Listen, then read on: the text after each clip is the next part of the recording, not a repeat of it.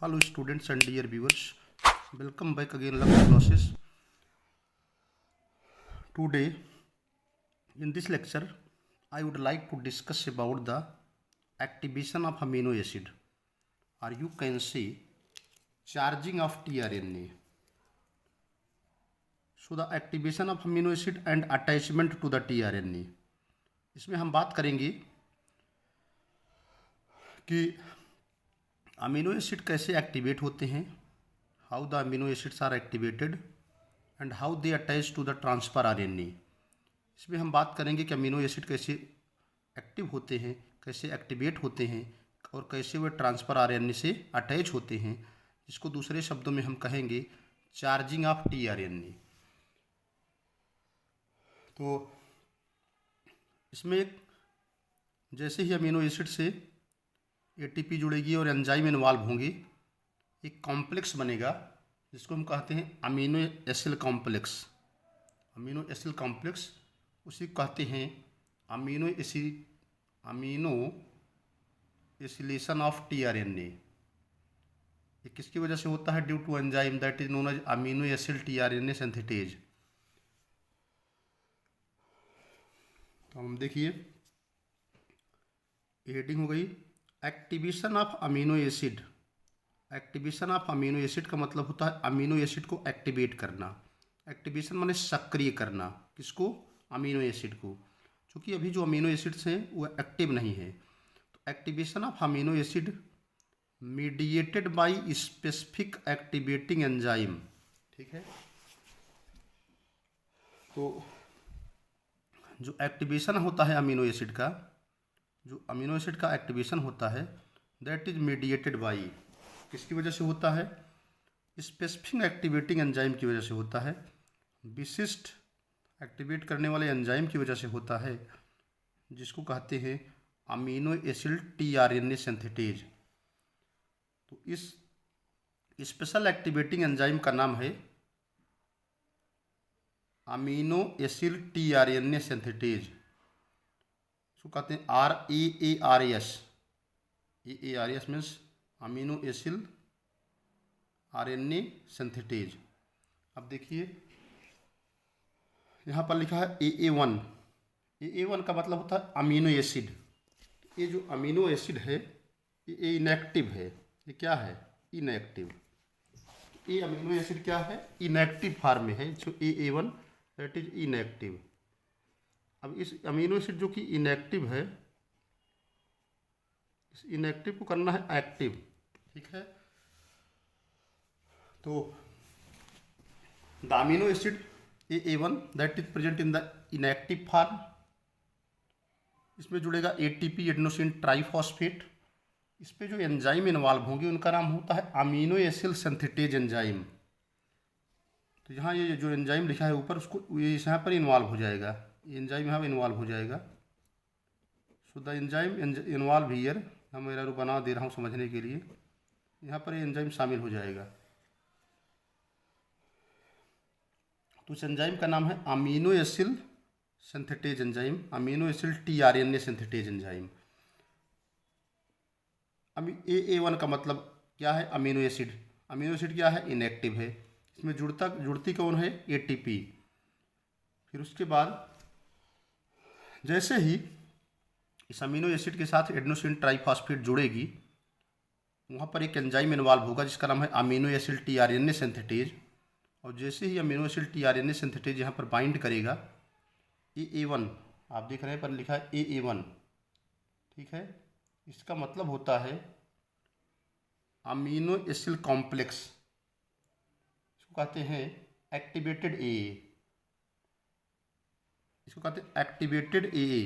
Activated माने होता है सक्रिय अमीनो एसिड।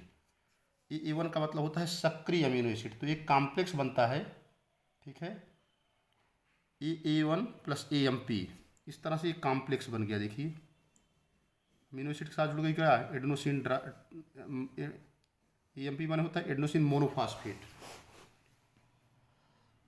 तो यहाँ बनेगा अमीनो एसिल कॉम्प्लेक्स, ठीक है, प्लस 2PP फॉस्फेट। तो AA1 प्लस AMP, इसी को कहते हैं अमीनो एसिड कॉम्प्लेक्स। A1 माने होता है एक्टिव अमीनो एसिड, AMP माने होता है एडेनोसिन मोनोफॉस्फेट। ठीक है, तो यहाँ पर बन गया, क्या बना, अमीनो एसिड कॉम्प्लेक्स। यहाँ पर बन गया AMP एंजाइम कॉम्प्लेक्स भी कहते हैं इसी को। A1 को अब यहाँ इनएक्टिव था, ये यहाँ पर हो गया एक्टिव, यहाँ पर हो गया एक्टिव, सक्रिय हो गया, ये यहाँ पर एक्टिव हो गया।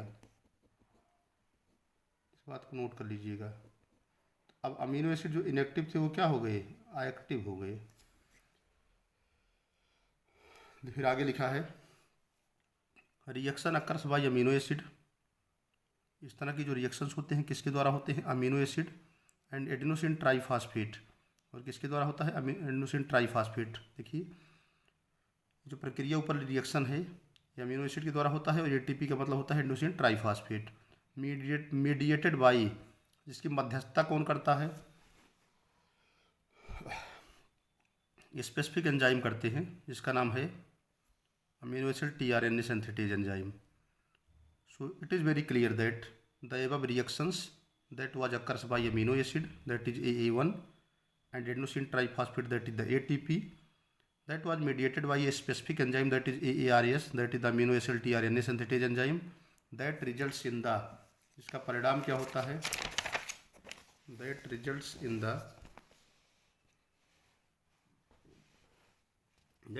the formation of complex,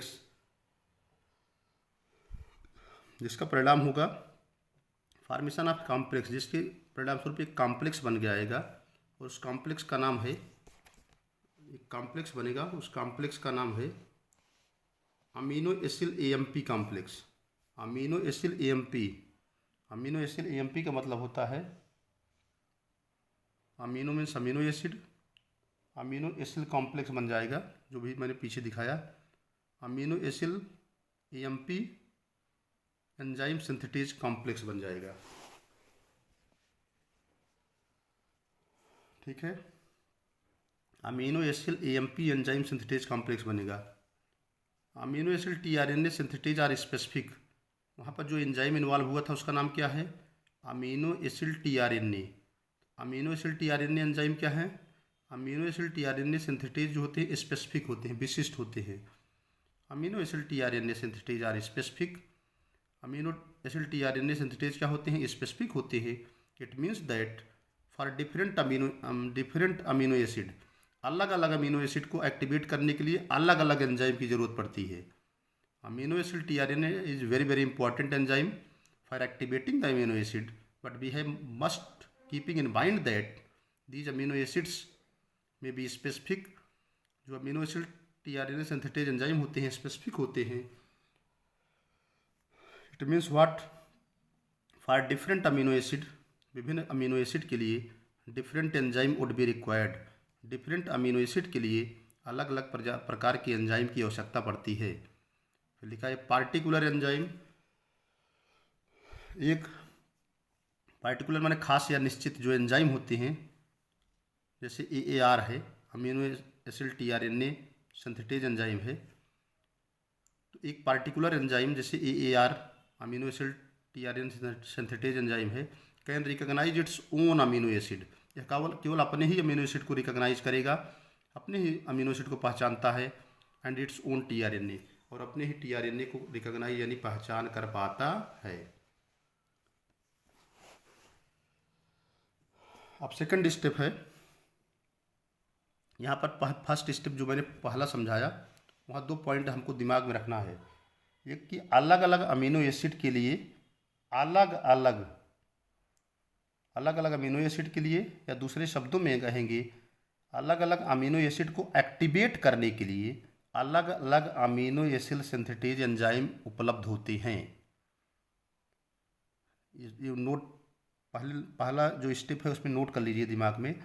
अलग अलग अमीनो एसिड के लिए अलग अलग अमीनो एसिड को एक्टिवेट करने के लिए अलग अलग अमीनो एसिड सिंथेटेज एंजाइम जो है अवेलेबल होते हैं। 20 अमीनो एसिड होते हैं। 20 amino acids are participating in the protein synthesis.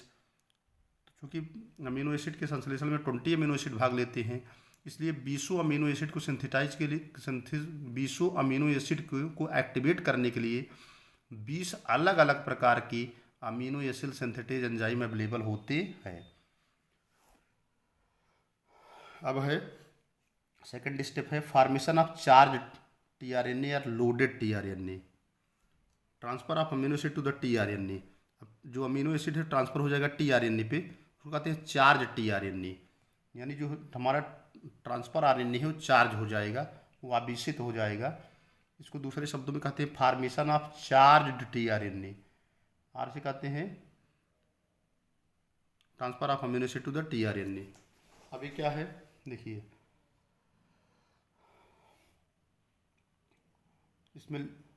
इसमें होता क्या है सेकंड स्टेप में,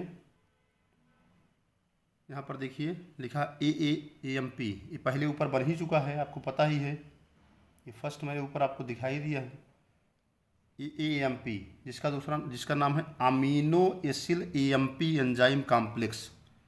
AAAMP और ANZ1 लिखा है, इसका मतलब है amino acyl AMP enzyme complex, that is the activated amino acid. इसमें जुड़ेगा कौन, टीआरएनए, और जैसे ही इसमें जुड़ेगा बन जाएगा AATRNA। AATRNA का मतलब होता है एक्टिवेटेड ट्रांसफर आरएनए।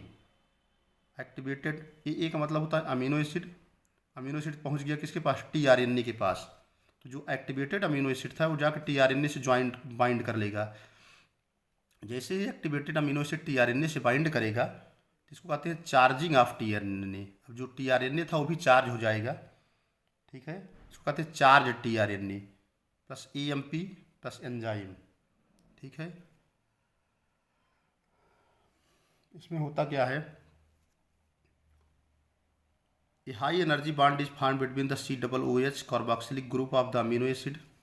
एक हाई एनर्जी बॉन्ड बनता है, ये high energy bond is formed, एक उच्च ऊर्जा का बॉन्ड बनता है। High energy bond is form किसके किसके बीच बनता है, between the carboxylic group of the amino acid in AA1 and AMP enzyme complex. एक जो है हाई एनर्जी बॉन्ड जो है वो कार्बोक्सिलिक ग्रुप जो कि AA1 का मतलब अमीनो एसिड फर्स्ट, जो कि AA1 AMP कॉम्प्लेक्स के अमीनो एसिड के बीच पाया जाता है, और OH group of the either, और दूसरा किसके बीच पाया जाता है, हाइड्रोक्सिल ग्रुप के बीच पाया जाता है। आइदर द सेकेंड और third carbon on the sugar chain of the last nucleotide is always A। तो कुल मिलाकर के COOH कार्बोक्सिलिक ग्रुप के बीच पाया जाता है और OH ग्रुप के बीच पाया जाता है। Of the last nucleotide is always A, that is adenosine residues in the transfer of amino acid to the 3' end of the tRNA. इसको कहते हैं एसाइलेटेड और चार्ज टीआरएनए। कुल मिलाकर के ये रिएक्शन बहुत इंपॉर्टेंट है। तो जब एक हाई एनर्जी बॉन्ड किसके बीच पाया जाता है, COOH कार्बोक्सिलिक ग्रुप के बीच पाया जाता है, तो इस COOH कहाँ पाया जाएगा, ये कार्बोक्सिलिक ग्रुप है जो अमीनो एसिड के अंदर पाया जाता है। अमीनो एसिड में दो जो है, एक होता है अमीनो साइट, एक होता है कार्बोक्सिलिक साइट। तो ये जो COOH है ये अमीनो एसिड के साइड का फर्स्ट जो बॉन्ड बनता है COOH group of amino acid के बीच में बनेगा, और OH group of the OH group के बीच बनेगा, चाहे वो दूसरे कार्बन पे हो चाहे तीसरे कार्बन पे हो, किसके, शुगर की, जो कि लास्ट न्यूक्लियोटाइड में पाई जाती हैं, इतना याद रखना है।